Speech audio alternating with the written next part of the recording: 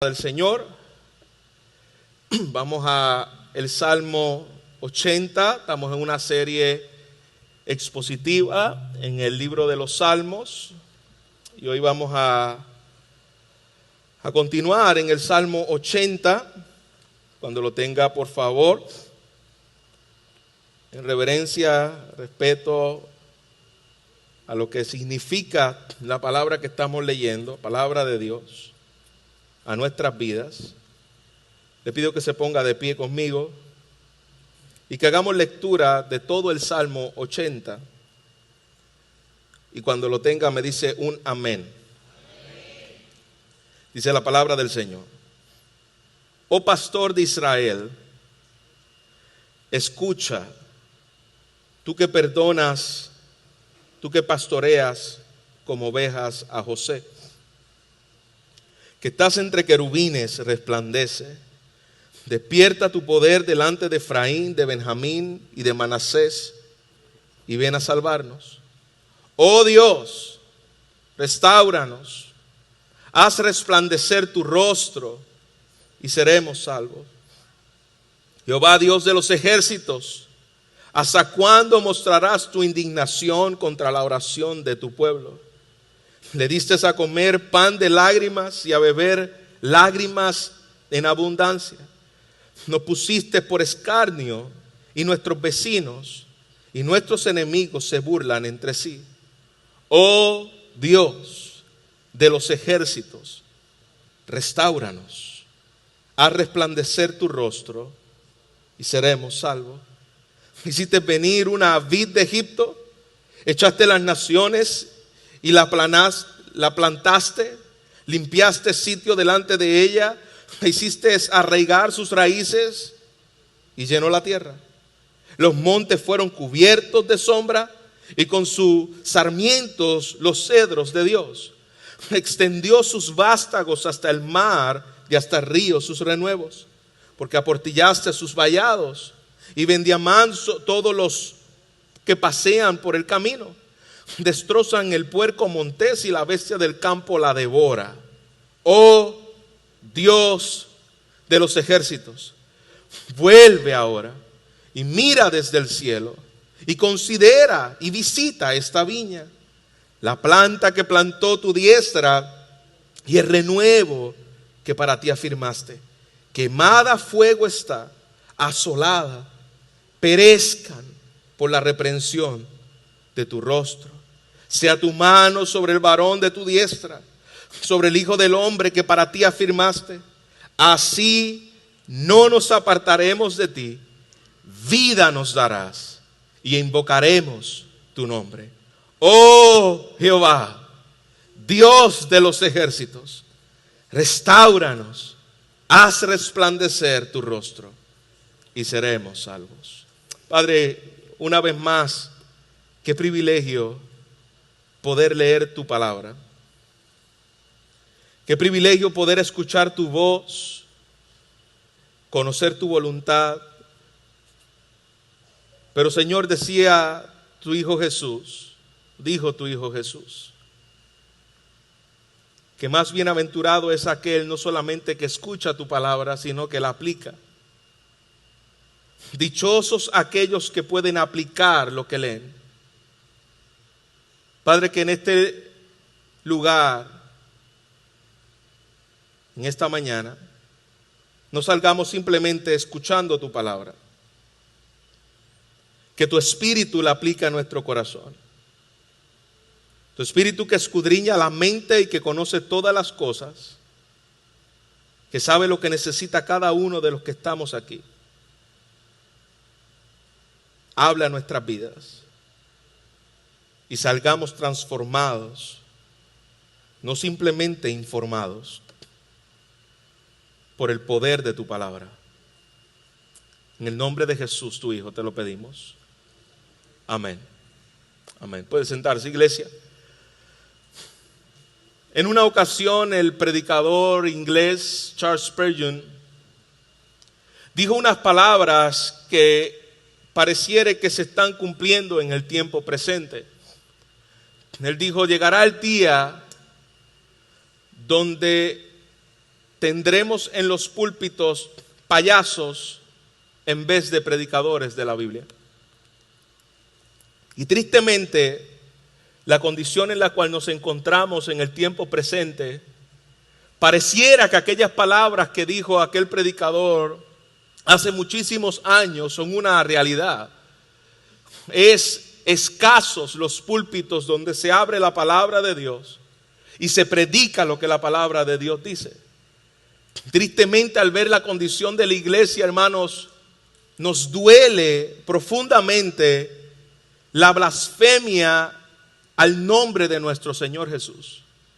Es triste como en el nombre de Jesús lo utilizan para lucrarse de manera personal. Es triste como hoy muchos púlpitos parecieran circos en vez de iglesia, donde el nombre del Señor es blasfemado y hacen cosas en nombre del Espíritu Santo y en nombre de Dios, cuando Dios no está en el asunto. Cuando son totalmente contrarias, a la palabra del Señor. Y esa es la triste condición del pueblo de Dios en el tiempo en el cual nos encontramos. Estamos en un tiempo de rebeldía donde la misma persecución de la iglesia viene de la misma iglesia que profesa ser iglesia. Donde cuando se predica el evangelio y se llama al arrepentimiento, todavía rechazan la verdad del evangelio algunos que profesan ser creyentes, porque han creado un Dios a su propia imagen, conforme a su propia semejanza. Hay una rebeldía dentro de lo que se conoce como pueblo de Dios o la iglesia visible de Dios. Y como le dije, son pocos los lugares donde el nombre del Señor se toma en serio. Por lo tanto, eso ha tenido poco impacto de la iglesia en el mundo en los pasados años, ya que tristemente el mundo se ha metido en la iglesia y no hay diferencia entre lo que es la iglesia y el mundo. Y cuando alguien viene de afuera y visita una iglesia, se siente tan cómodo porque no hay diferencia alguna entre lo que la iglesia profesa creer y practica a lo que el mundo hace. Las modas, la filosofía, la manera en que el mundo actúa. Tristemente, tú escuchas a alguien que profesa ser creyente en el día de hoy versus a alguien que no lo es, y casi no hay diferencia entre sus metas, sus anhelos y sus conversaciones. Esa es la triste condición en la cual nos encontramos en este tiempo. Y pastor, ¿qué tiene que ver la condición de la iglesia con el salmo que acabamos de leer? Pues precisamente la condición del pueblo de Israel en el tiempo en que se escribe este salmo es precisamente lo que yo les acabo de decir, en la condición en la cual hoy se encuentra la iglesia del Señor. Era un pueblo que estaba siendo disciplinado por Dios porque le había dado la espalda a Dios. Dios le había enviado profetas y ellos rechazaron lo que los profetas le decían. Taparon sus oídos, taparon sus ojos. No querían escuchar ni ver a Dios actuar. Por lo tanto, este es un buen salmo para que nosotros aprendamos a cómo orar en medio de una iglesia que le da la espalda a Dios y que ha rechazado a Dios. Y no solamente a cómo orar por una iglesia que el pueblo de Dios que le ha dado la espalda y que ha cerrado los oídos, sino también a cómo orar por nosotros mismos cuando hemos cerrado los oídos a la voz de Dios. Cuando Dios nos ha dicho algo y nosotros tomamos otra decisión, otra ruta, sabiendo lo que Dios dice, tomamos otra ruta. Pues precisamente este salmo nos va a ayudar a poder responder al Señor de una manera adecuada y poder orar a Él de una forma que sea su voluntad. Salmo 80 es un lamento del pueblo de Dios. En particular se le atribuye a Asaf como el escritor de este salmo. Asaf pertenecía a las tribus del sur, pero este salmo está escrito por la condición y el juicio de Dios a las tribus del norte. Son las tribus que él menciona, el autor, en los versículos 1 al 3.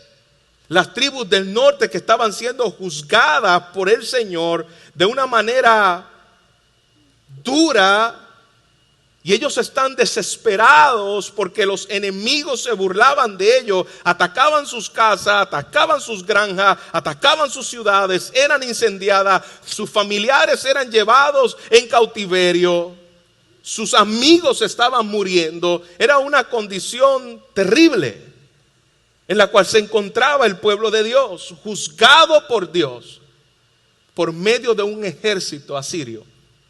En el año 722 antes de Cristo, este pueblo estaba siendo juzgado por el Señor. No simplemente era que Asiria era sus enemigos, es que ellos habían vuelto enemigos de Dios.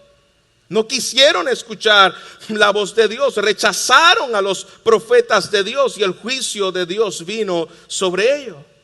Así que el Salmo 80 es una restauración que duele. Hay restauraciones que tú puedes ver que en el proceso de restablecimiento duele. Duele el ver hasta dónde llegaron, duele ver cómo tuvieron que ser disciplinados de esta manera para ser atraídos por Dios. Duele ver cómo muchas veces nos enamoramos, hermanos, de lo que nos está matando. Nos enamoramos de lo que nos está matando. Saber que eso te va a perjudicar, saber que eso es algo que atenta contra la gloria de Dios, y tú te lo comes, y tú lo haces, y tú te lo disfrutas. Esa es la condición en la cual se encontraba el pueblo cuando este salmo es escrito. Dios le estaba diciendo: salgan de ahí. Dios le estaba diciendo: vuelvan a mí. Y este pueblo seguía empeñado y continuaba en desobediencia.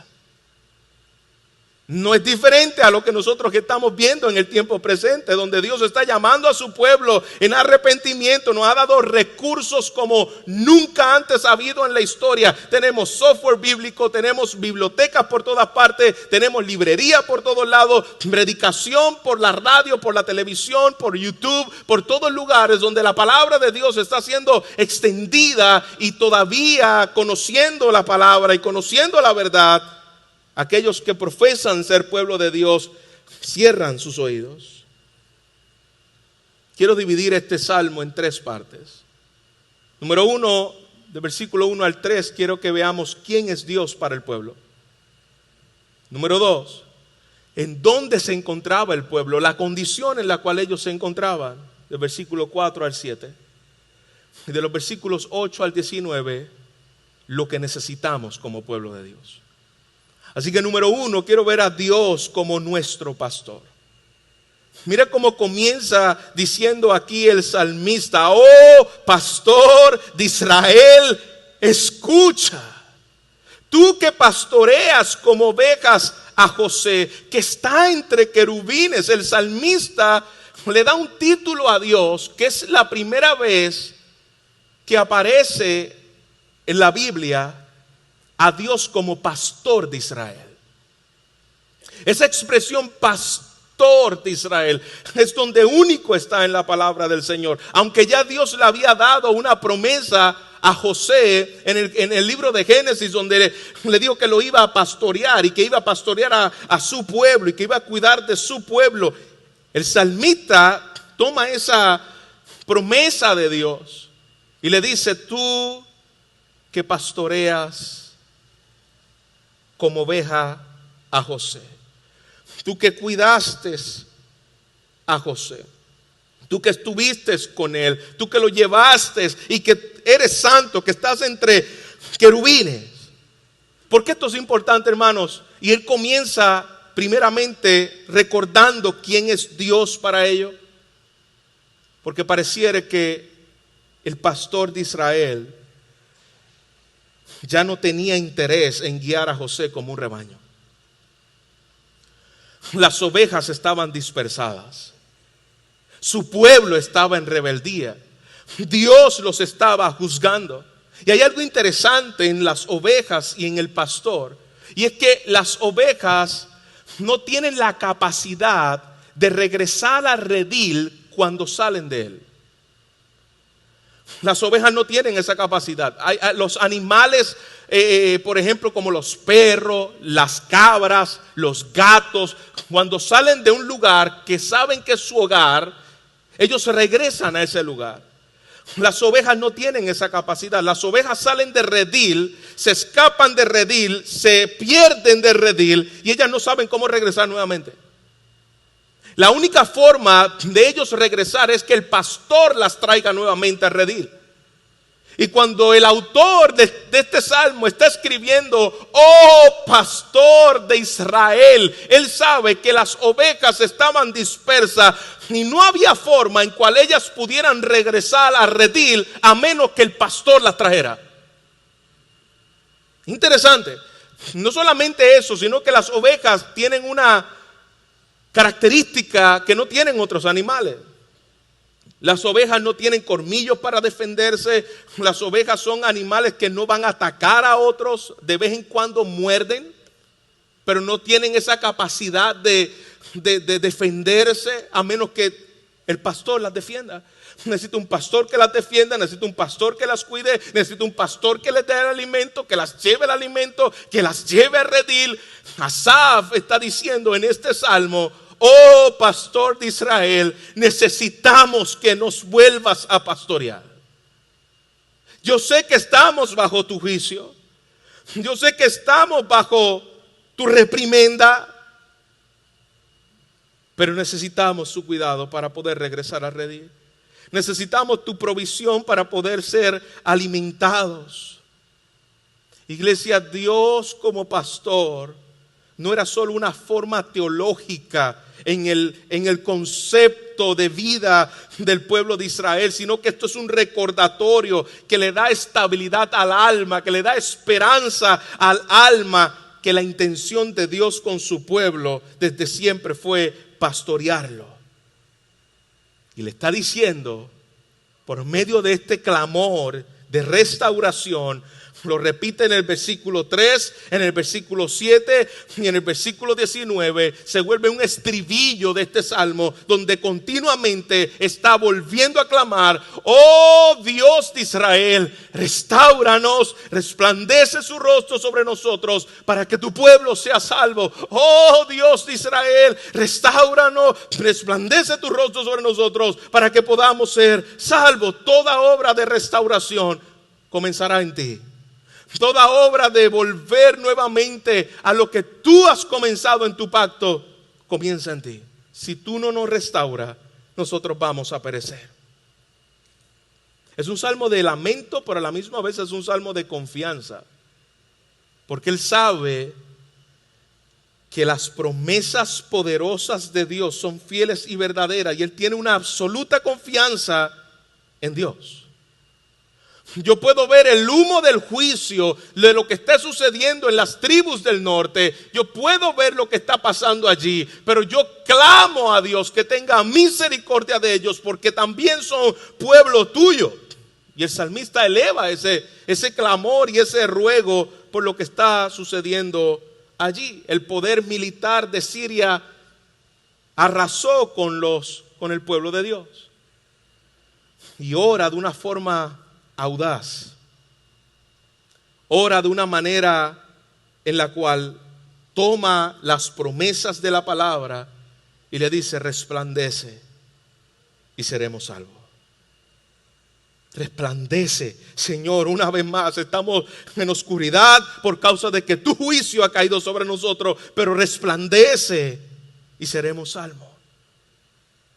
Y él se mueve de reconocer a quién es el Dios de Israel, el cuidado de Dios con Israel, y de ahí pasa a reconocer dónde está el pueblo. Yo sé quién tú eres. Yo sé que solamente tú tienes el poder de volvernos a traer nuevamente a redil, porque estamos dispersos como lo hiciste con las tribus, porque tú prometiste esto a José. Y te ruego misericordia, pastoréanos, vuélvenos a traer. Versículo 4. nuevamente comienza en Dios. Y lo describe ahora como el Señor de los ejércitos. Él nuevamente comienza hablando con Dios en el versículo 1, oh Dios. Y en el versículo 4 él vuelve otra vez y dice, Dios de los ejércitos. Jehová, Dios de los ejércitos, ¿hasta cuándo mostrarás la indignación contra tu pueblo? Pero quiero detenerme en esta expresión, oh Dios de los ejércitos.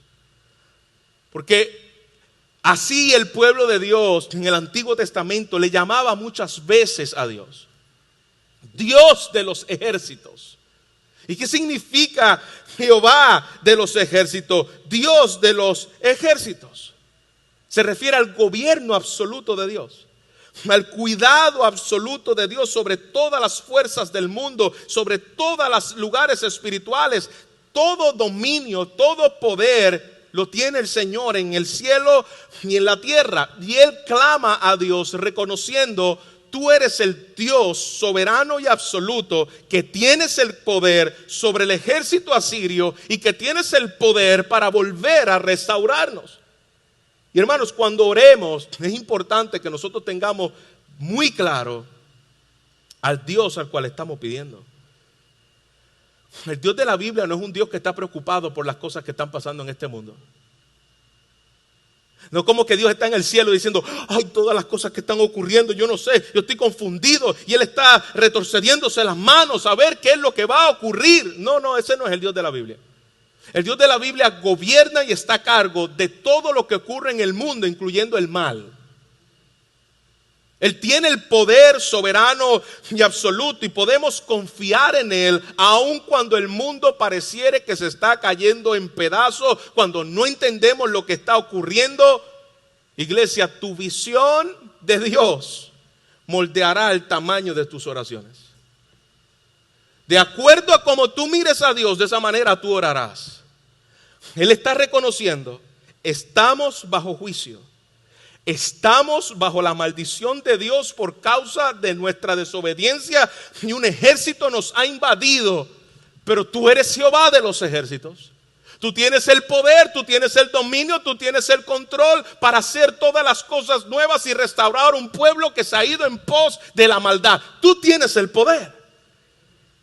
Tú tienes el dominio, oh Dios de los ejércitos. Pero mira algo interesante, porque Él reconoce quién es Dios, al Dios al cual le ora, pero Él dice: ¿hasta cuándo estarás enojado con las oraciones de tu pueblo?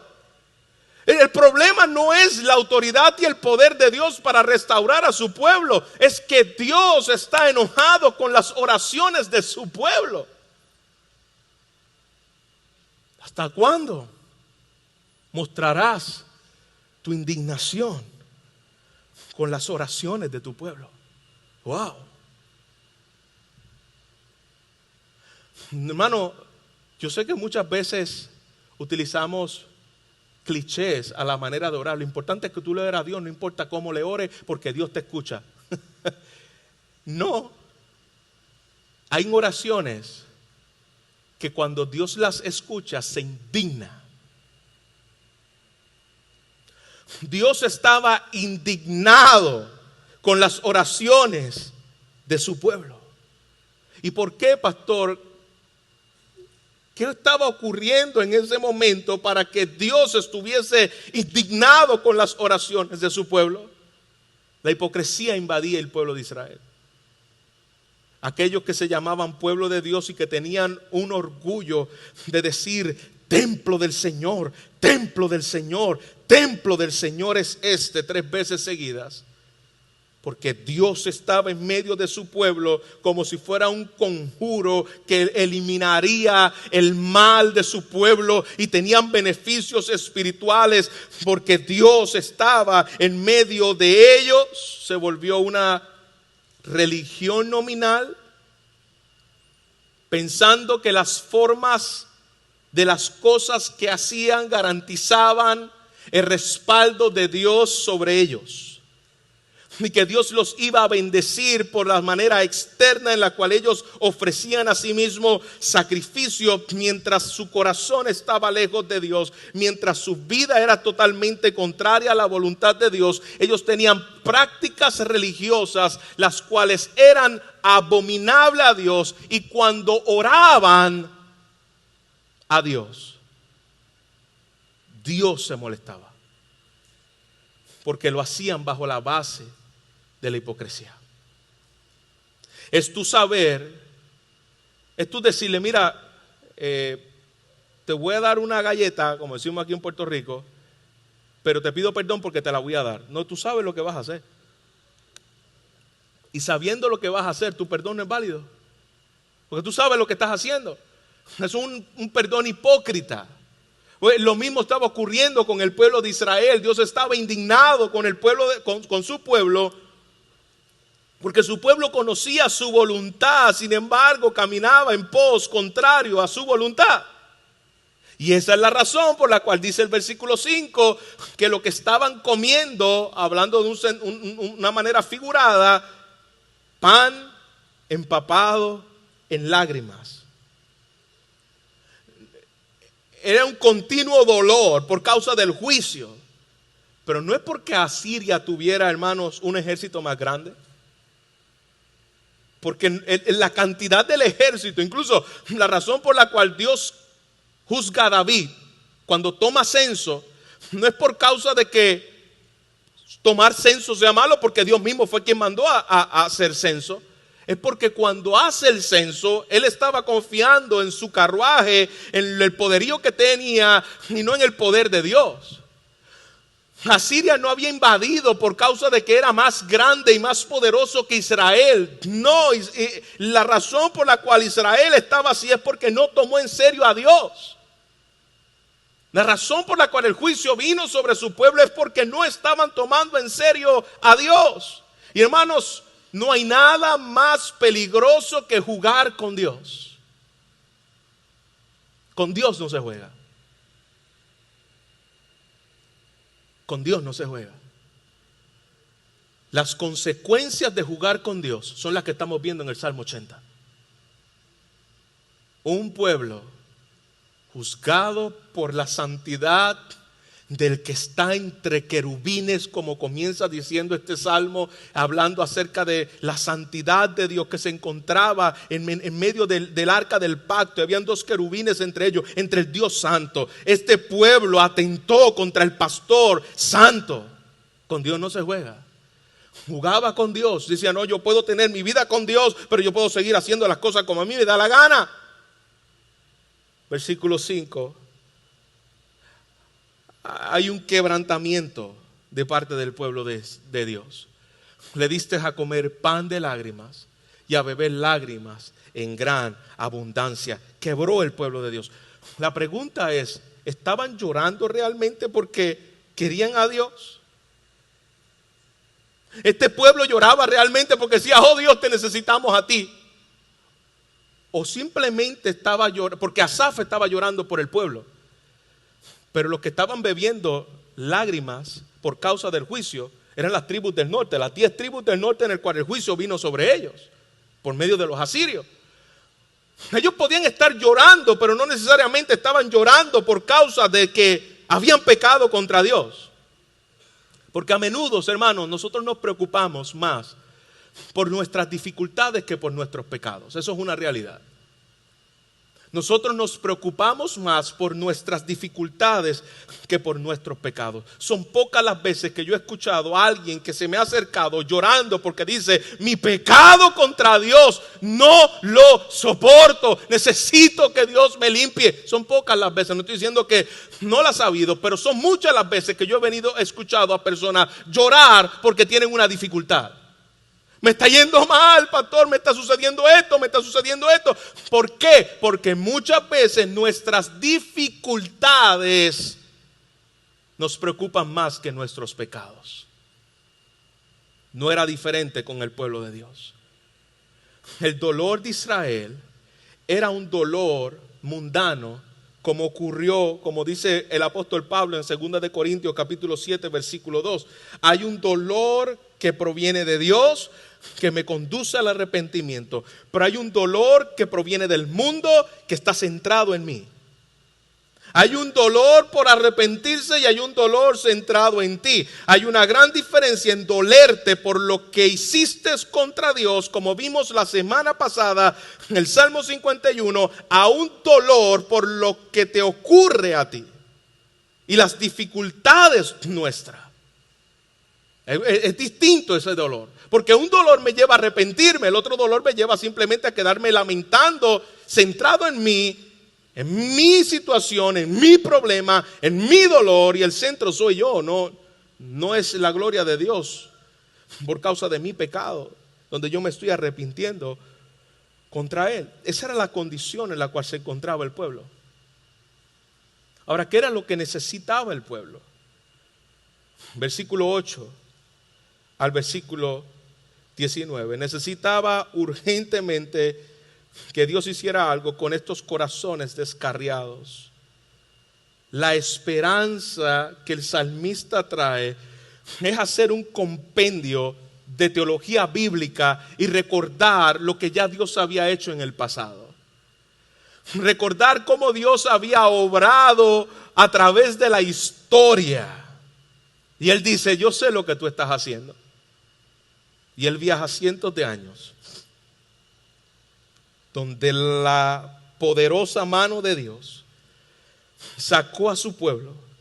Y utiliza una metáfora del jardín, versículo 8, y le dice, hiciste venir una vid de Egipto y echaste las naciones y las plantaste. Él se traslada a lo que ocurrió en la historia de su pueblo y cómo Dios sacó a aquel pueblo que estaba oprimido por medio del pueblo de Dios en Egipto, que de paso también vino como parte del juicio de Dios a su pueblo, donde hubo una escasez y este pueblo fue llevado a Egipto de igual manera cautivo por causa de la desobediencia. Y él le recuerda, hubo un momento dado de la historia donde el pueblo de Dios estuvo en esta misma situación y fue el pueblo esclavo en Egipto, donde Dios lo sacó de allí como una planta, como una vid, y lo trasladó y lo puso en una tierra para él, lo limpió, lo sitió, lo cuidó.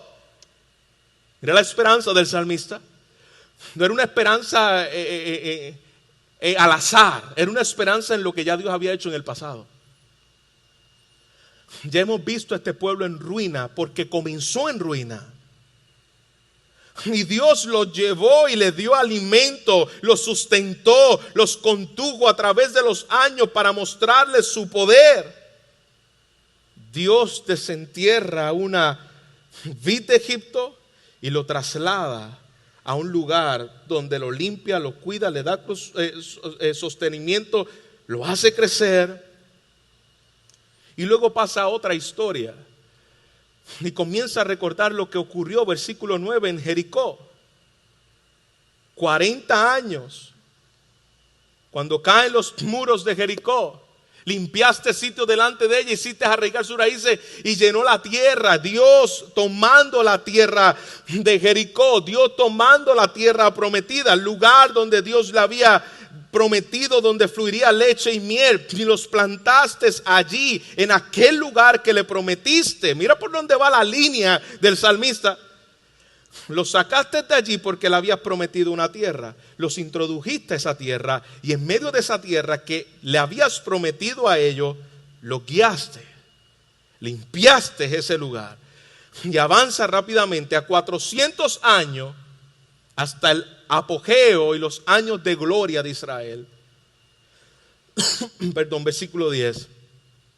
Los montes fueron cubiertos de su sombra y con su sarmiento los cedros de Dios, los años de gloria de David. Los años de gloria del rey Salomón, Dios se lo dio a ellos en su trono y estaba floreciendo desde el mar Mediterráneo hasta el río Éufrates. Era el poder y el gobierno y la bendición de Dios. Versículo 12, podemos ver que allí había gozo, había alegría. Versículo 12, porque aportillaste sus vallados, los vendimían no todos los que pasan por su camino, la destroza el puerco montés. Lo que Dios había cuidado y había protegido por medio del juicio que estaba pasando ahora, pareciera que nuevamente a través de la invasión de Asiria, el pueblo de Dios estaba en exilio y en opresión. Había un retroceder. ¿Qué pasó, Dios? Lo que sucedió en Éxodo, la tierra prometida, ¿dónde está? Necesitamos el pastor porque las ovejas están dispersas nuevamente. Esto es lo que estaba ocurriendo cuando Dios puso su juicio sobre su pueblo. Las bestias del campo lo devoran. ¿No es lo que dice la palabra del Señor? Que el enemigo viene ¿a qué? A robar, a destruir, a devorar. Eso es lo que hace el enemigo, eso es lo que hizo el ejército asiria como parte del juicio de Dios. Pero él recuerda nuevamente, oh Dios de los ejércitos, vuelve ahora, mira desde el cielo y considera esta viña, aquella viña Israel, aquel lugar donde tú habías comenzado a llamar a tu pueblo. Comienza, oh Dios, algo nuevo, restáuranos nuevamente, vuélvenos al lugar, pastoréanos. La mano de Dios, la promesa de Dios. Lo que le está pidiendo ahí, la planta que se plantó a tu diestra y el renuevo que afirmaste para ti fue quemada, está asolada, perece por la represión de tu rostro. Pero mira el versículo 17, qué poderoso. Sea tu mano sobre el varón de tu diestra. Yo no sé cuánta revelación tenía Asaf cuando él estaba pidiendo eso. Pero hermanos, lo que está diciendo precisamente en el versículo 17 es: el Hijo del Hombre, el que sería la vid verdadera, el que se encarnaría en el perfecto Israel, que pudo cumplir lo que Israel no pudo cumplir. Él tomaría su lugar en la historia, en aquello que se torció, en aquello que lo devoraron, en aquello que ellos desobedecieron, Él obedeció. Él cumplirá la profecía de Isaías 40, versículo 11. Cuida su rebaño como pastor y recoge a los corderos en sus brazos y los lleva en el pliegue de su manto. Dios lo iba a cumplir con el varón de su diestra. Iglesia, ese único varón de su diestra que tiene el poder, que se le dio el nombre, que es sobre todos los nombres, en el cual dice la palabra: yo soy el buen pastor, y el buen pastor da su vida por las ovejas, y ninguna de mis ovejas se me va a perder, porque ninguna de ellas puede ser arrebatada de mi mano. Ese buen pastor, ese varón que está a la diestra de Dios, no es otro nombre que nuestro Señor Jesucristo. La promesa de cuidar a las ovejas de Dios está en la persona de Jesús. La esperanza de un pastor que está pidiendo a Asaf es el mismo Señor que se encarna y toma el lugar de los pecadores para reunir a los adictos del pecado, para reunir a los esclavos del pecado, para salvar a aquellos que estaban bajo condenación, para salvar a los rebeldes, para salvar a aquellos que le habían dado la espalda. Jesús fue a la cruz. Y dice su palabra: en cuanto a mí, si fuere levantado de la tierra, a todos atraeré a mí mismo. Juan capítulo 12, versículo 32. Aquí el salmista dice: el hombre de tu diestra, el Hijo del Hombre, donde Dios lo fortalece, Dios lo envía, Él hace su tarea. Y dice el versículo 18 que la gente invocará su nombre. Así no nos apartaremos de ti. La única forma en la cual su pueblo no se apartara de él, era enviándole a un pastor. Un pastor que vino aquí a la tierra y que dijo el Señor: ninguna de mis ovejas se va a perder. Ninguna de mis ovejas se va a perder. Ninguna se va a apartar de mí. ¿Por qué? Porque en el nuevo pacto hay una vida espiritual que no la tenían en el antiguo pacto.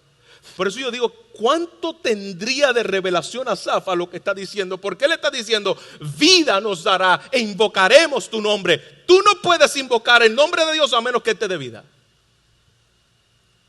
Y como él te da vida, en el nuevo pacto dice que él pondrá sus leyes en nuestros corazones, que él quitará el corazón de piedra y nos pondrá un corazón de carne, que él nos pondrá un espíritu recto en nosotros. Esa es la regeneración. Ese es el nuevo nacimiento, cuando la obra de Cristo es predicada, el evangelio es anunciado, los oídos no solamente responden por lo bonito, sino por el Espíritu de Dios que ilumina esa palabra y nos revela la gloria de Jesús en la cruz del Calvario. Vida nos dará, invocaremos tu nombre. El salmista sabe cuán pecadora era esa nación. El salmista no estaba apelando al libre albedrío de las 10 tribus. No, eso no era lo que el salmista tenía puesta la confianza. Él tenía puesta su confianza en el glorioso Redentor. Dios, escucha, Pastor de Israel, condúcenos como a un rebaño. Oh Dios de los ejércitos, restáuranos, haz resplandecer tu rostro. Mi currículum no lo puede llenar. Las tentaciones de este mundo son poderosas. Los placeres de este mundo son tentadores. Las comodidades de este mundo nos ponen muchas veces en un letargo espiritual, en un sueño espiritual, y son muy fácilmente el pueblo de Dios llevado a eso. Puede dormirse en temporadas de la historia. Pero entonces llega el clamor. Y es el clamor, iglesia, en la cual hoy como pueblo podemos orar. Al ver la condición de muchos, al ver la apatía en el pueblo de Dios, al ver los juicios de Dios sobre su iglesia, porque hermanos, el juicio de Dios comienza en la casa. Todo el mundo está pensando que los juicios de Dios de afuera. El juicio de Dios comienza en la casa. El juicio de Dios comienza con su pueblo. El juicio de Dios comienza con los suyos, a limpiar a los suyos, a trabajar en los suyos. Israel, recuerda, nosotros te dimos la espalda. Y la única forma en que Asaf reconoce que pueden volver, en que el pastor fue allá donde ellos, las busque y las atraiga. No es mirando hacia adentro, no es viendo quién yo soy. Les recordaba hoy en la clase a los hermanos una frase de Martín Lutero que decía: me miré a mí mismo y me vi imposible salvarme. Miré a Jesús y me veo imposible perderme. No es mirándote hacia ti, no es haciéndolas, tú no vas a cambiar viéndote a ti, tú vas a cambiar viendo la gloria de Jesús y lo que Él hizo por ti. Ahí está el evangelio. No es mirándose hacia adentro, es mirando hacia arriba, mirando el Calvario, mirando lo que Él hizo por nosotros. Y Él dice: resplandece, salva a tu pueblo. Aquí están las buenas noticias, iglesia. Si has confiado en Cristo, encontrarás todo lo que necesitas en Él, y Dios nunca se dará por vencido, porque el que comenzó la obra en ti, Él la va a perfeccionar. Pero tú como ovejas fuiste la que te saliste de redil, y cuando te saliste de redil no hallabas cómo regresar, porque como ovejas somos torpes, no podemos hacerlo sin un pastor que nos atraiga. Te fuiste en tus términos, pero no vas a regresar en tus términos, regresarás en los términos de Dios. Y en los términos de Dios, muchas veces en ese proceso de restauración hay mucho dolor. Hay mucho dolor. Pregúntale a Israel. Pregúntale a Israel. Israel se fue en sus términos, pero regresó en los términos de Dios. ¿Cuántas veces hemos visto, hermanos, a personas amadas que no escuchan a Dios? Y es triste cuando salen de la oficina y tú le estás diciendo, esta es la ruta, esto es lo que la palabra de Dios dice. Escuchando lo que Dios dice, literalmente tomar otra decisión y ver el fracaso. Recuerdo, mi esposa es testigo, en una ocasión donde estábamos reunidos con una persona y le dijimos, no es la voluntad de Dios que tú te cases. Bíblicamente le mostramos en la palabra por qué no debía casarse. Lo escuchó, no dijo nada, fue y se casó. Literalmente en menos de 5 meses ya estaba divorciado. Menos de 5 meses. ¿Por qué? Porque yo pienso que yo soy más inteligente que Dios, que yo le puedo dar la espalda a Dios y que las cosas me van a salir como yo quiero. No, hermanos. Y vimos tristemente el sufrimiento de esa mujer. Doloroso sufrimiento. Que Dios lo usó en un proceso de restauración y traerlo a Él, hermano, pero la restauración que necesitamos no siempre es la restauración que queremos. La restauración que tú y yo necesitamos no siempre es la restauración que queremos. Si has confiado en Jesús, que tú no puedes vivir una vida disfrutando el pecado como lo solías hacer antes y no ver la disciplina de Dios sobre tu vida. No es posible. Pregúntale a las 10 tribus de Israel y pregúntale a aquellos que hemos caído por causa de la desobediencia en pensar que yo puedo hacer mi voluntad, rechazar la voluntad de Dios y yo puedo volver a mis términos. Cuidado de aferrarte a las cosas de este mundo que te están matando. Cuidado. Te aferras a ella. Pero Dios siempre nos susurra a través de su palabra, nos habla a través de ella, nos advierte a través de ella. Pero hay momentos dados donde si tú eres su hijo, Él no va a tocar la puerta para decirte, hey, yo quiero hacer algo en ti. ¿Cómo se llaman las cosas que aguantan las puertas, que a veces traen 3? Goznes. Dios toma la puerta y tumba los goznes. Y Él dice, yo voy a comenzar una obra en tu vida y muchas veces va a ser dolorosa, pero tú eres su hijo. Y si tú eres su hijo, si tú eres su oveja y Él es tu pastor, Él va a arrancar tu vida de las garras de los ídolos. Él lo va a hacer.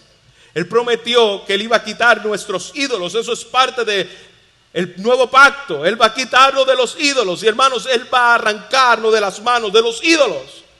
Y en esos momentos muchas veces vamos a llorar y vamos a comer pan de lágrimas como lloró Israel, porque siente que Dios te está matando a ti. No, pero Dios está matando ese ídolo tuyo que tanto amas, que vives para Él, y siente que Dios te está matando a ti, pero está matando al ídolo tuyo como parte de su disciplina a tu vida para traerte a su redil. No te aferres a aquello que te está matando, que te va a matar. Aprende de este salmo y mira a Dios con asombro en la restauración del Salmo 80. Dios tiene el poder para cuidar, liderar, reunir, salvar, restaurar. Mira todas las palabras que Él utiliza: brillar, desenterrar, expulsar, plantar, limpiar. Dios puede hacer todo eso en tu vida. Él hace que puedan volver a florecer, que puedan volver a crecer, y te fuiste lejos, pero Dios te está trayendo a través de su disciplina y está haciendo su obra en su pueblo. Él viene a salvar a su pueblo, a restaurar a su pueblo, a brillar en medio de su pueblo, a arrancar aquello que no le pertenece a Él y a plantarte en su redil Eso lo hace nuestro pastor. Pastor de Israel, pastor de su iglesia. Él hace que las vides puedan crecer, que puedan florecer. Él salva a su pueblo. Y nuestra seguridad, al final de todo, no es algo que nosotros podemos producir. La seguridad de Asaf estaba en lo que Dios podía hacer en medio de su pueblo. Las cosas de la tierra, iglesia, quieren oscurecer la gloria de Dios en tu vida. Quieren estorbar la gloria de Dios en tu vida. Quieren nublar la revelación de esa gloria en tu vida y oscurecer la luz del evangelio y de la gracia del Señor. Mantengámonos alerta. No juegues con Dios. Tu pastor muchas veces vendrá y te tendrá que quebrar la pata. Tendrá que venir en juicio para protegerte y cuidarte, no para dañarte si eres su hijo.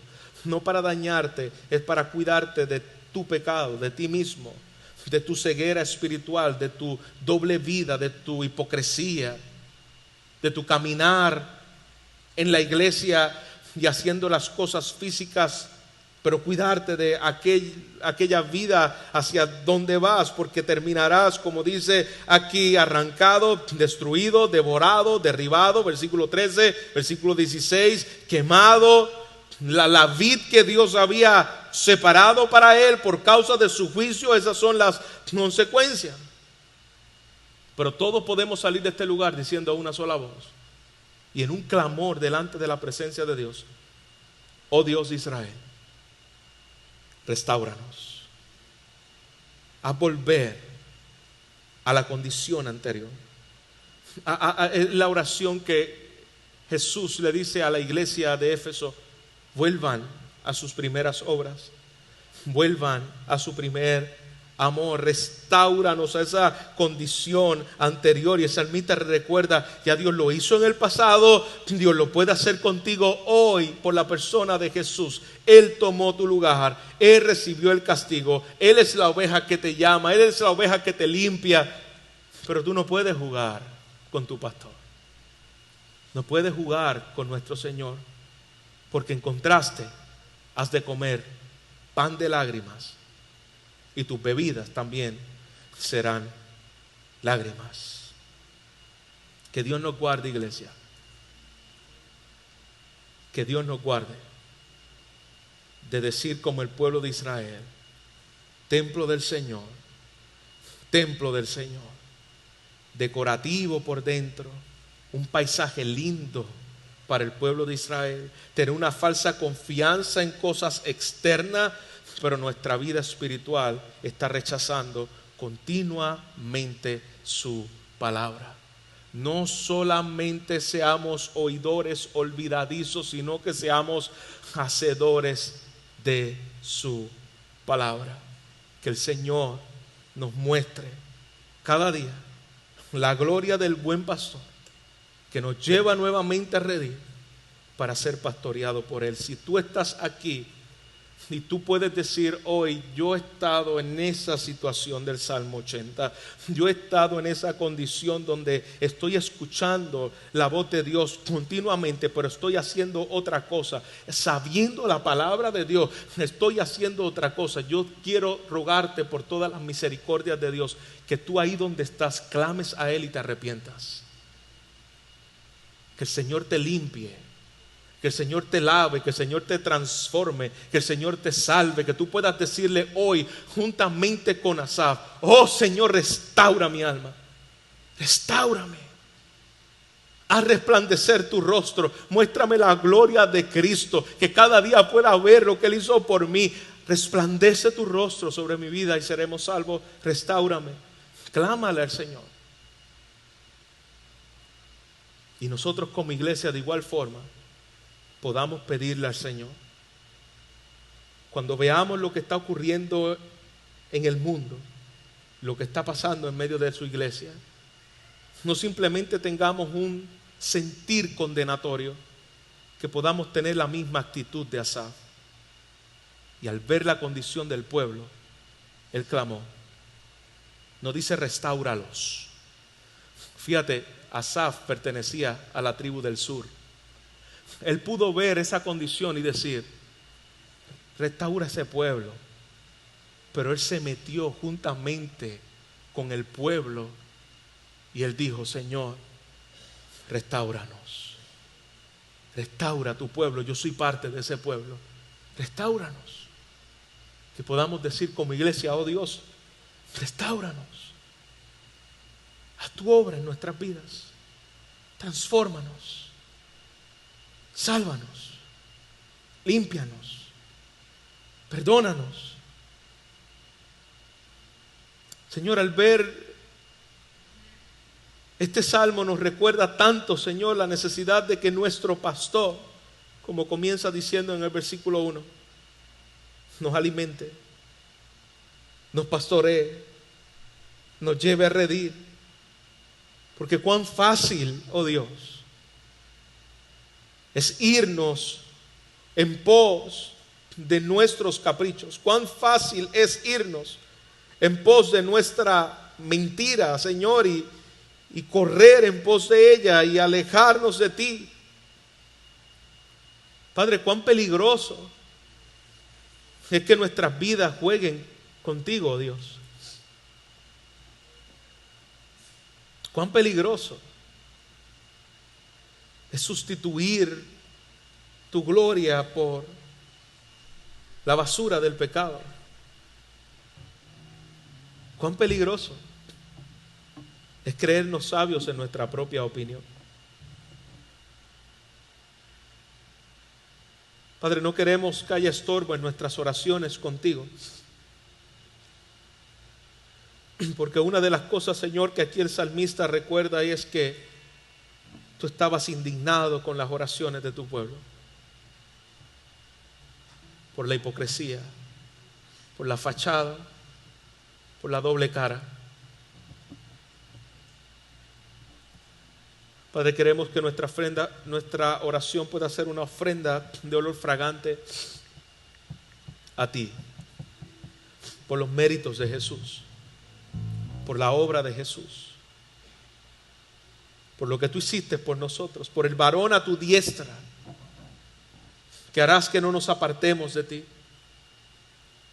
pero que no pisoteemos la sangre del Cordero. Que vivamos de tal manera, Señor, que el sacrificio de Cristo sea lo que nos motive a obedecerte, a amarte, a servirte,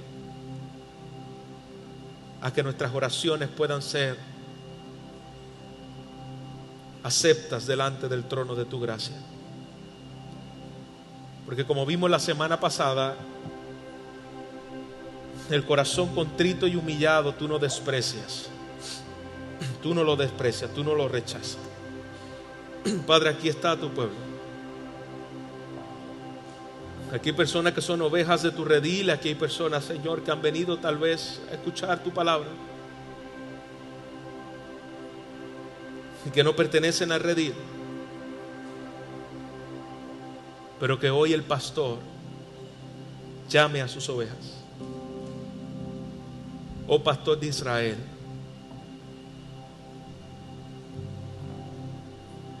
tú que pastoreas como oveja a José,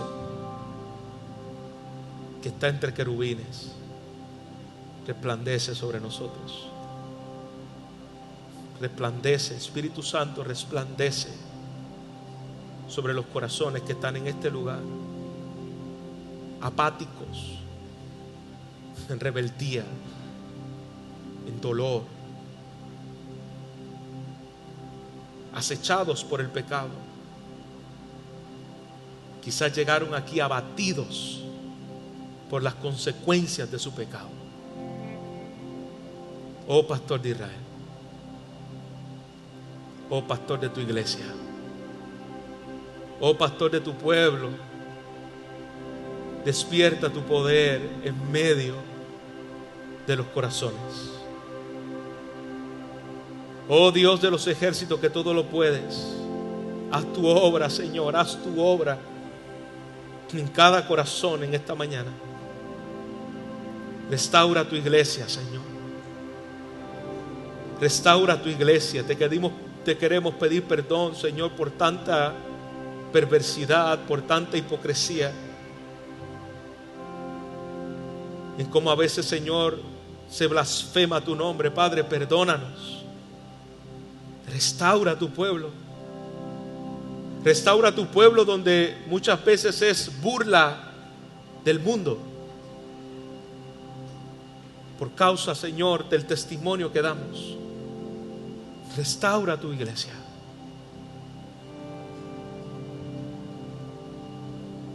Restáuranos, Señor. A resplandecer tu rostro. Y seremos salvos. En el nombre de Jesús. Amén. Amén.